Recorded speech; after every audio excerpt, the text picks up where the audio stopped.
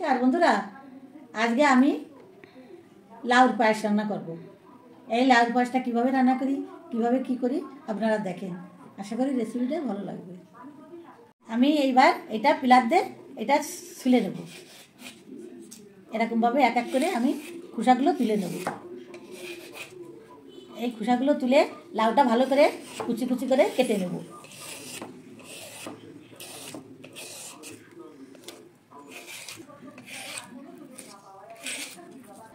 এটা আমি দেখেন, আমি এইটা খোসাগুলো ভালো করে ফেলে দিয়ে নিলাম। এইবার আমি এটা এখান থেকে কেটে নেব। এখান থেকে কেটে নেব, একটু কেটে বাদ দিয়ে দেবো একটু। এবার লাউগুলো ছোটো ছোটো করে পিস করে নিয়ে কুচি কুচি করে কেটে নেব। দেখেন কত সুন্দর টাটকা জালি লাউ, দেখেছেন? খুবই ভালো এই লাউটা। দেখেন এই লাউয়ের পায়েসটা খুবই ভালো লাগে খেতে। দেখেন বন্ধুরা, আমি লাউটা সব কুচিয়ে নিয়েছি ছোট ছোট করে। আমি লাউটা সম্পূর্ণ লাউটা এই যে কুচিয়ে নিয়েছি। এইটা দিয়ে ঘষে ঘষে ছোট ছোট করে নিয়েছি। এই দেখেন, এখন এই লাউটা আমি একটু গরম জল দিয়ে তার ভিতর দিয়ে ভাপিয়ে নেব। জলটা ফুটে গেছে, এই জলটার ভিতর আমি এই লাউগুলো নিয়ে দেবো, দিয়ে ভালো করে একটু সিদ্ধ করে নেব। এই লাউটা আমার সিদ্ধ হয়ে গেছে, আমি সিদ্ধ করে নিয়েছি ভালো করে। এখন আমি ঢেলে দেবো। আমি কড়াইতে একটু ঘি দিয়ে দিলাম।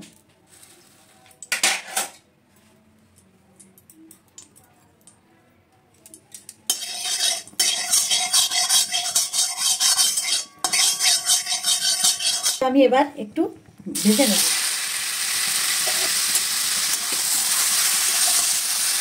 একটু ঘি দিয়ে লাউটা ভেজে নেব। এই দুধটা আমি জাল দিয়ে ঘন করে নিয়েছি।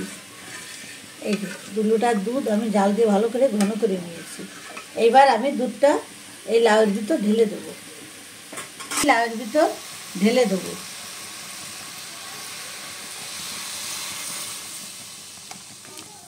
এইবার আমি এইটা ভালো করে জাল দিয়ে একটু ঘন করে নেব।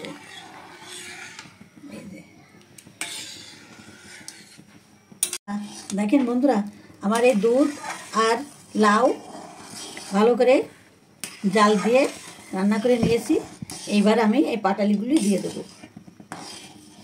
দেখেন খুব ঘন ঘন হয়ে গেছে। এবার আমি পাটালিটা দিয়ে দেবো। এই যে পরিমাণ মতন মিষ্টি দিয়ে দেবো। আপনারা এর থেকে কমও দিতে পারেন বা এর থেকে বেশিও দিতে পারেন। আমি পরিমাণ মতন দিয়ে দিলাম। এইটা নতুন খেজুরের পাটালি।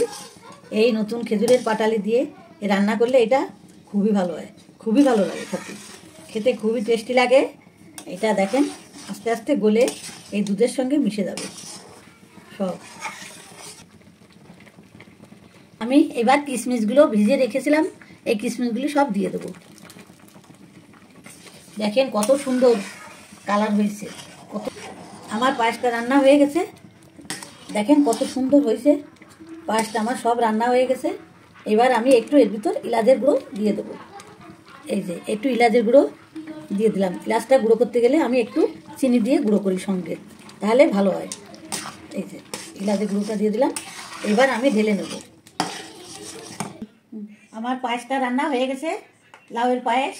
এখন আমি এইটা ঢেলে দেবো। এই প্লেটে ঢেলে নিচ্ছি। দেখেন কত সুন্দর হয়েছে পায়েসটা।